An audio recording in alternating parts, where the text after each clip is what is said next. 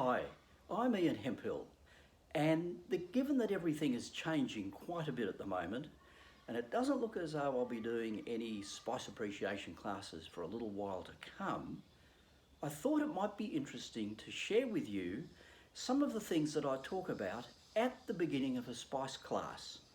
Now, those of you who have been to classes may have heard this before, so please bear with me, but I thought there might be other people out there who would like to know why I'm so obsessed with spices and why it's become such an important part of my life.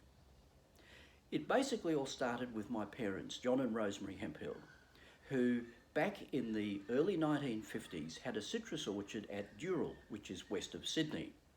Now, when the Murrumbidgee irrigation scheme came online, all the irrigation fruit from that area got much better prices at the markets, and essentially the Hills District, which had been the major supplier of citrus fruit to the Sydney markets, basically had no market for their produce.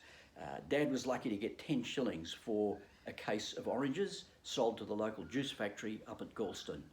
So Mum and Dad were faced with this situation about what do? How do they earn an income? Now, Dad had always been really good with plants, and Mum, who spent some of her childhood in England, had a great fascination for herbs. And they decided to start a plant nursery. And that was all the usual stuff like, azaleas and camellias and, blue spruce and all sorts of wonderful plants. But Mum started growing herbs. And before very long, people were starting to show more and more interest, and we had lots of cooks coming. Our dear old late friend Margaret Fulton used to come out to Somerset Cottage at Dural, and it was quite amazing to see this incredible interest in the use of herbs and to a lesser degree spices. And what then happened was that Mum was asked by Angus and Robertson's to write a book on herbs. Now, the first book that she wrote, called Fragrance and Flavour, was actually the first book on herbs to ever be published by an Australian. And that book actually won a bronze medallion at the Frankfurt International Cookbook Fair back in 1959. So this was sort of the beginning of the whole herb scene. Now, this was something that I grew up with, and naturally I didn't think it was cool at all. Everyone's parents had normal businesses. They weren't doing weird things like, herbs and spices. And in my later years at school, my school friends, for fairly obvious reasons, gave me the nickname Herbie. Now, what happened was that the business Somerset Cottage grew, but it was very difficult times too, because what happened was the American spice companies came to Australia. They invested huge amounts of money with the major supermarket chains, and our Somerset Cottage brand, which was the first brand in Australia to have a range of 48 varieties of herbs and spices in supermarkets, we were basically deleted. And essentially the big spenders took over the business, and it made life very difficult for us. When Mum and Dad retired in the mid-80s and sold the property at Dural, Liz, my wife, and I went to Singapore. Now, Liz had been working with me since 1970 when we were married, and so she had a very good understanding of the spice business as well. When I was in Singapore, I was really introduced to a whole new world of spices. As our dear departed friend Alan Saunders said many years ago when he launched my book Spice Travels, herbs are really easy to find.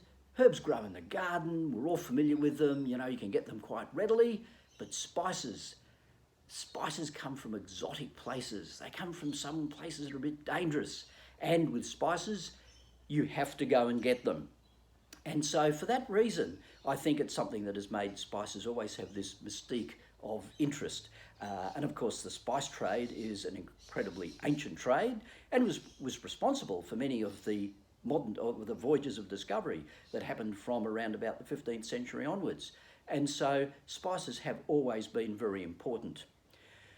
One of the things that people often ask is, what is the difference between a herb and a spice? And a herb is basically the leafy part of the plant.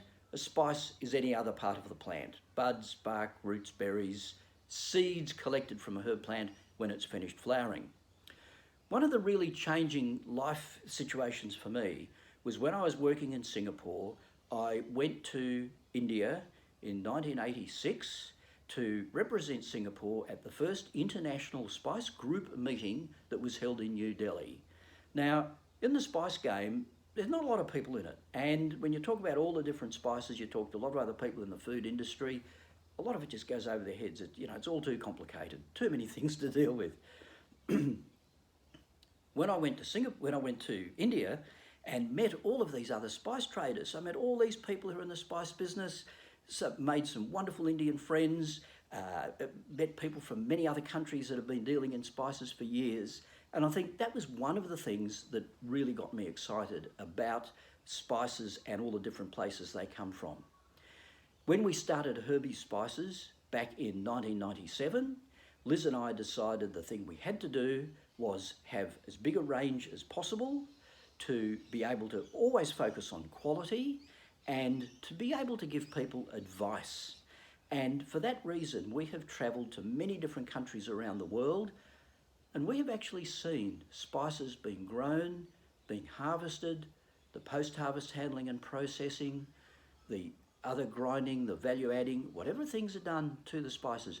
We have actually seen this firsthand because we thought, first of all, I can't write a book on spices if all I've done is sit down and do a whole lot of desk research.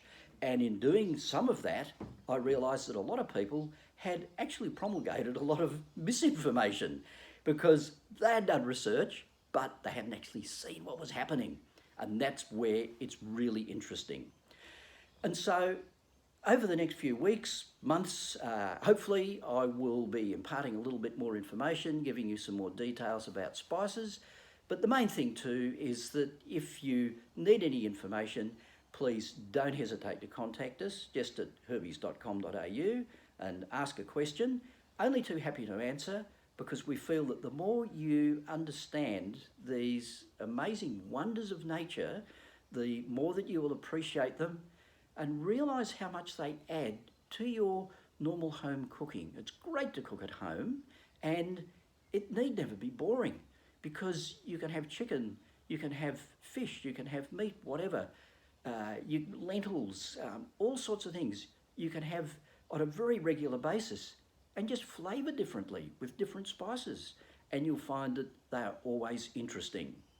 So as we go through this period of being reasonably isolated, I think we need to keep positive. We need to think of people who have had a lot of struggles in the past.